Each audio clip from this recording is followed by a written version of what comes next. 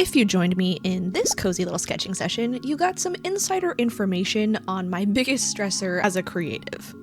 In today's video, we're going to be diving deeper into that stressor and how I spent the entire month of January doing battle with it, and some truths about the creative practice I learned along the way. So grab some tea or a sketchbook, and while we chat, I'm going to be doing some character design work and a few gesture sketching sessions. Let's start at the beginning. January 1st, 2025, I, like so many of us, began daydreaming about all the ways that 2025 Allison could be the best version of herself. From health goals to creative goals, travel goals, you name it. We talked about some of these in the intentions video already. I tried to scale a few things down a bit in order to not burn myself out in the first month of the year, so instead I decided to focus on tackling one thing, my creativity. So I jumped into my nurture workbook and started at the very beginning.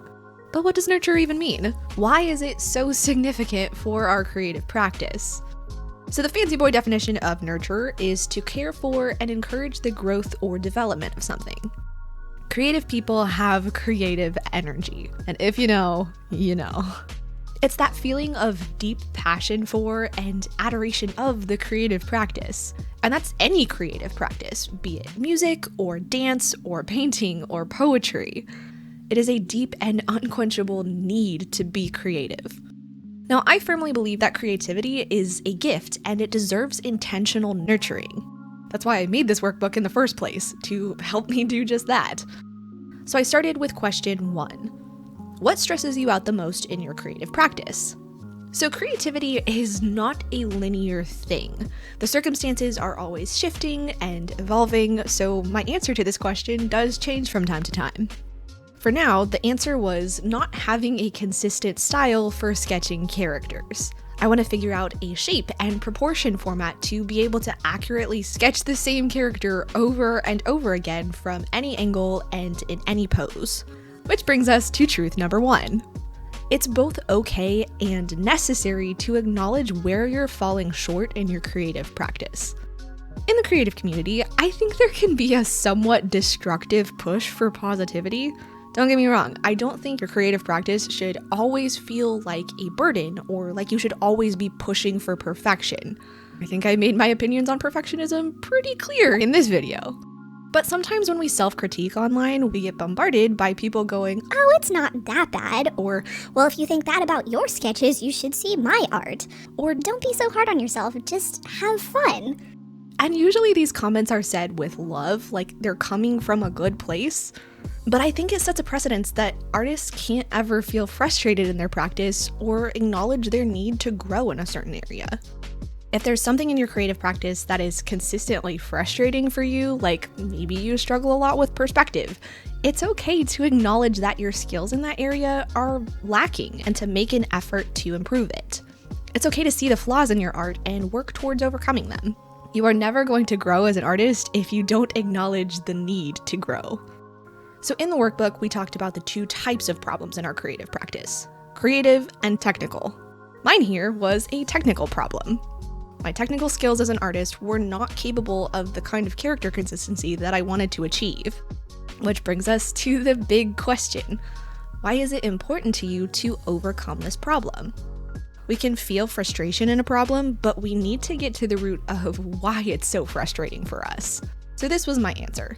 I want to develop a consistent way to draw characters that becomes second nature to me and makes those characters recognizable to others. So I see 2 important points in this. First of all, the consistency in the characters themselves, and secondly, more intuition in the drawing process. So for my Meraki Meadow characters, this isn't really a problem. But for my human characters, character consistency has been next to impossible. And I wanted to change that. I didn't want it to always be this massive battle to sketch the same character twice. I needed to grow my skills in redrawing characters, both to improve the consistency and to make the process as a whole a more enjoyable experience. As eyeballing proportions and drawing unique features becomes more intuitive, I would be able to just sit and sketch my characters a lot more freely. So now for the intention itself. It's great to acknowledge problems and why you want to overcome them, but to actually nurture your creative practice, to really make it happen, we have to break it down into a true intention. Using the workbook Smarty method, this was what I came up with. To have daily character design sketchbook conversations and fill 20 pages in my Bessie sketchbook for the month of January, to nurture my character design skills and to show up consistently for my creativity. Now, what is a character design sketchbook conversation? What the crap does that even mean? So to me, it's any time spent in my sketchbook discovering more about a character, or honing in on their design, or just simply practicing my design skills. So for the first week, this was a lot of explorative sketching. I had the idea of this little photographer character just traveling the world to photograph anything and everything she finds interesting. Is she more stiff and stoic and thoughtful, or is she more flighty and playful? What would her basic skull shape be? The basic shapes of her body. I tried sketching her in different body proportions. Thin, pudgy, 4 heads tall, 5 heads tall, little poses, trying to just understand more of her personality. Not getting too exact into the proportions, but just trying to see if anything would spark a little bit of inspiration. So one of the things I didn't do the first time I went through this workbook were the daily journal pages. Now you might be thinking, Allie, you literally wrote this thing. Why didn't you do them? I don't know, man, laziness. The second time, I did the pages every day, and let me tell you, I have never felt more connected to my thoughts and emotions about my creative practice. So this time, the third time, I was committed to doing as many of the journal pages as I could. No, spoiler alert, I did not complete every day, which we'll get into in a little bit. Anywho, a common theme among the first days of journal pages was excitement. Starting something new is always exciting, even if it's also a little bit nerve-wracking. You're in such a play and exploration mode, and even the frustrating parts don't really seem to deter you too much because you're just riding that motivation high. Just popping in here to mention that this workbook is available in my shop. I firmly believe that creativity is a gift that deserves to be nurtured and cherished, and this workbook is designed to help you do just that. The workbook also gives you access to the Nurture Discord group, where you can grow alongside other creatives, hold each other accountable, and encourage one another. So if you've been struggling with your creativity or simply want to dive deeper into it, then there's a link down in the description below. And now, back to the video. So after a few days of simply trying to get to know her personality, I moved on to the more technical side, honing in on the exact proportions. It's a lot easier to tackle just one thing at a time, so I started with the face. This page literally almost brought me to tears on multiple occasions. Not only did I hate the first 10 sketches, but I couldn't even come close to drawing her the same way twice. I just could not see the ratios of the eyes to the nose or where the brows would fall on her face, and I couldn't put my finger on the things that I didn't like about how I'd drawn the features. I just knew that it wasn't what I wanted, but I didn't know what I wanted. So this was where I started to get pretty discouraged. Do you ever get it where a drawing isn't going well and you question your entire identity as an artist? All of a sudden you're like, Well, clearly I can't draw at all, and I've just been faking it the rest of my life. Do you hear the sirens? The art police are gonna come and revoke my creative license. and this was me at that stage. I was incredibly frustrated. Which brings us to some of the less happy journal pages. So in answer to the question, how did creativity make you feel today? I said, in truth, not the best. It felt good to persevere even though I was struggling, but I got pretty discouraged when I couldn't draw the same face twice. And in answer to the question, what thoughts or emotions came up while you were creating, I said a bit of fear that I won't ever be able to draw the same face twice. I just can't seem to figure out what's wrong. Which brings us to truth number 2.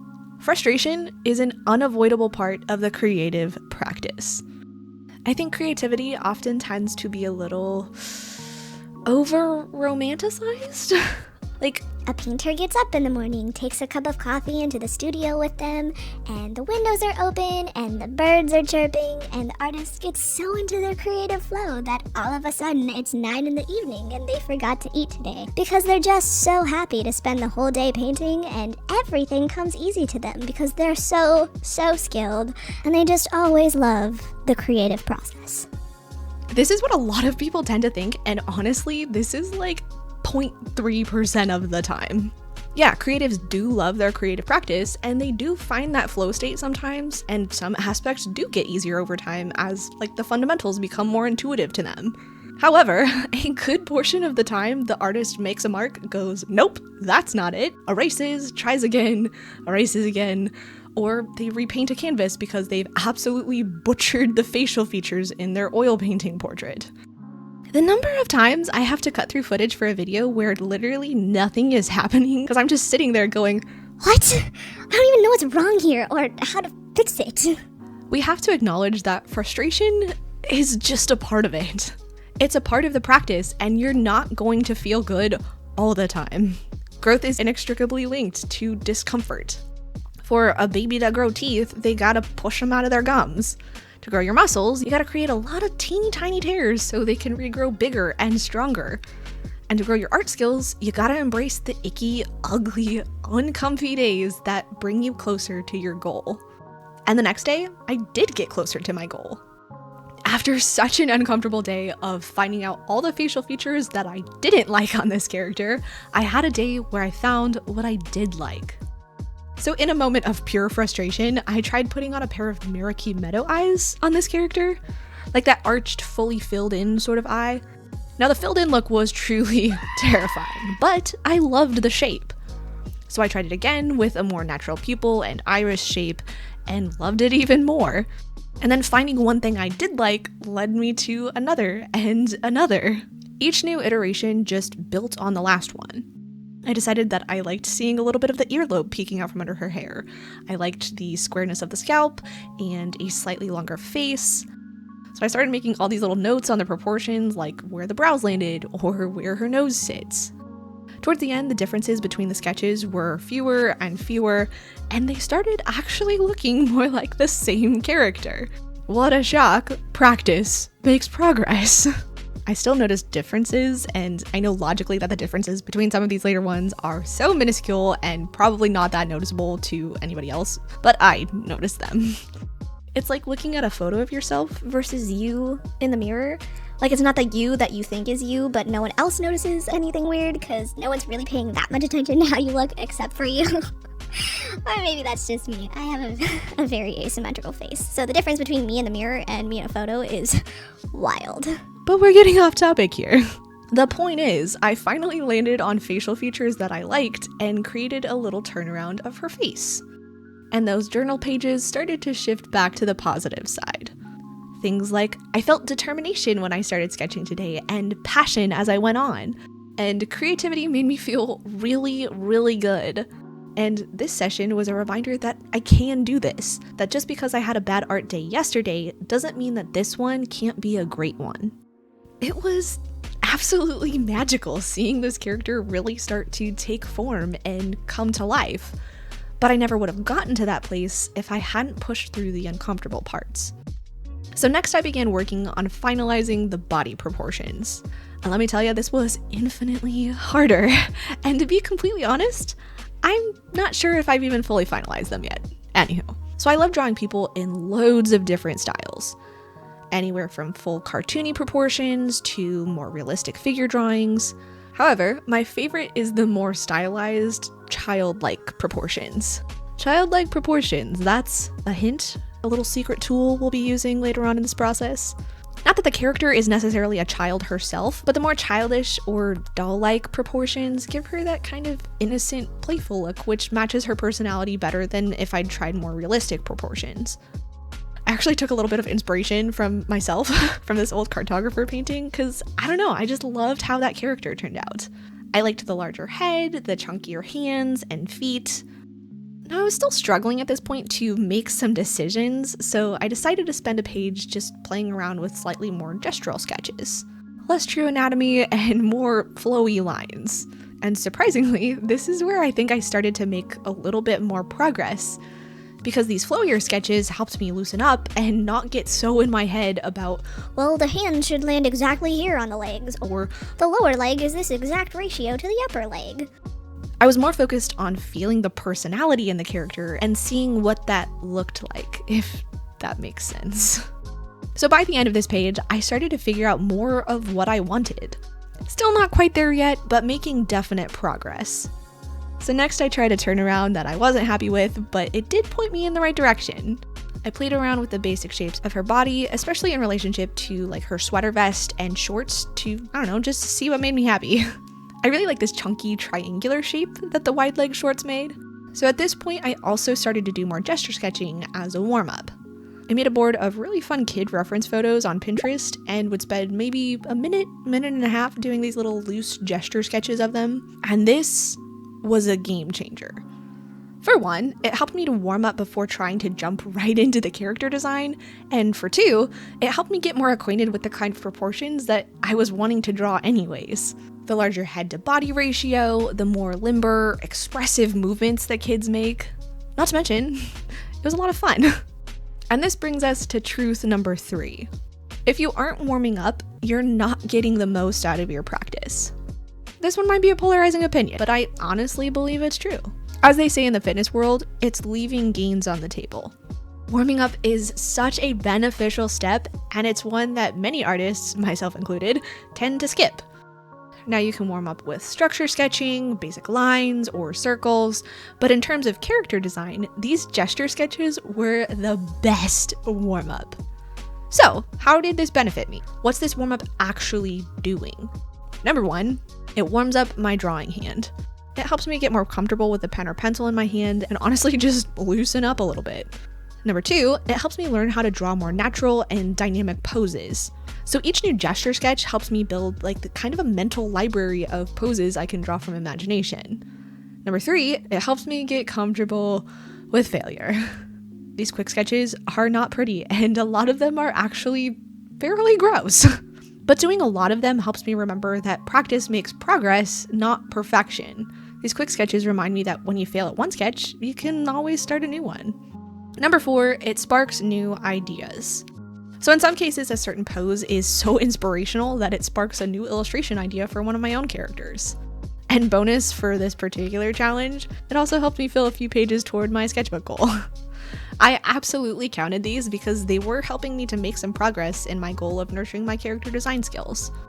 So midway through the month, I tackled 2 more turnarounds. Well, the first one, I was an idiot and drew the front view twice, but it's okay because I didn't end up liking that turnaround as much anyways. But the next one, that was the winner. So I landed on these ratios and I loved them. Are they realistic? No, her fingertips are literally almost touching her knees and her feet are huge. Chunky feet for the win. But I don't know, I loved the way this character looked and I felt confident about being able to draw her again consistently. So I filled another page with a basic shape breakdown, a little undies sketch so I knew what was going on underneath the outfit. That way if I ever decide to change it in the future, I already know how her figure looks. I also did a couple of little facial expressions here, but that last one was a little bit iggy. I don't know, I need to work on drawing the face in different angles. So by this point, the journal pages were overflowing with passion. Even through the frustrating moments, I was so passionate about this project because I'd given so much of myself to it. Each day I was getting more and more excited to get back into my sketchbook and put a little more life into this character. And then I began the full color turnaround. Guys, I was over the moon with how the first bit turned out. For one, I just adore seeing the character in full color. For 2, I got to use my alcohol markers, which have been sitting collecting dust for a while now.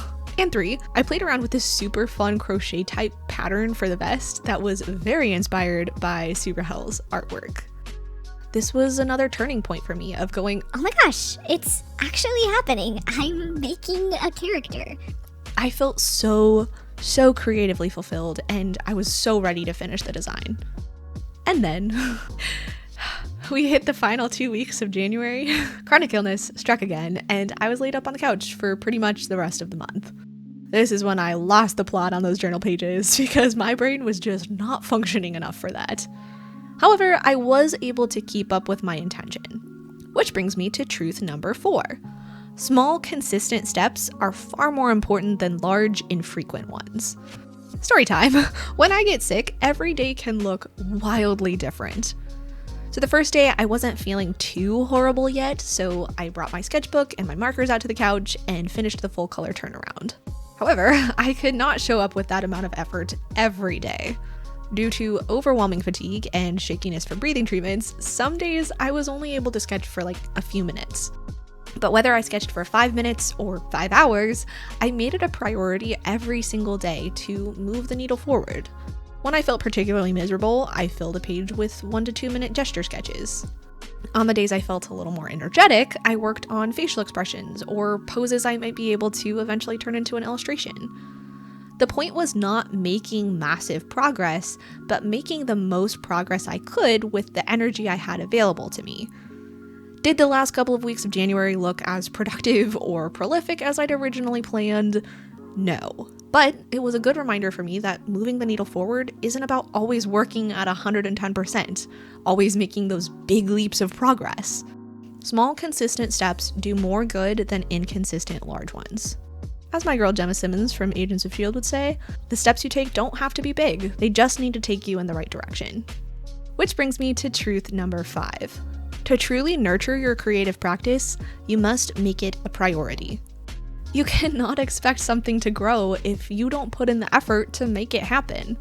And it's not going to happen overnight. This was a month-long process for me, and I still have so much to learn about character design and so many ways I can improve in it. But I made it a priority and moved the needle forward in whatever ways I could. Even when I got sick, even on the days I was particularly busy with other things, or on the days that I just didn't really feel like it. Now, I'm not at all saying that you have to make art every day, but if you want to truly nurture your creative practice, you've got to be showing up for it consistently. Maybe that consistency looks like every other day, or Tuesdays and Thursdays. Prioritizing something doesn't mean it's necessarily a part of your everyday, but it is a part of your life, and it's something you're intentional about. That showing up part, that's where the magic happens. So, this is Gwen. She travels the world photographing luscious landscapes, long-forgotten ruins, exotic creatures, and hidden sanctuaries. Armed with nothing more than a backpack and her trusty camera, every day is an opportunity for adventure. So I actually just wrote a newsletter about her earlier this week, also chatting about this idea of lost possibilities. So if you don't want to miss out on the inbox happy mail, make sure to subscribe to my newsletter. Anywho, I'm so excited to begin illustrating some full scenes of her little adventures. I think it's gonna be a lot of fun. Thank you so much for going on this journey with me and for chatting with me about some of the truths of the creative practice. Huge thank you to the Cozy and Curious Creatives over on Patreon for helping to support my art journey. Y'all make these kinds of projects possible for me, so thank you. If you're interested in going on another one of my nurture adventures with me, then head on over to watch this video next. Thanks again for watching, and I'll see you soon. Bye guys!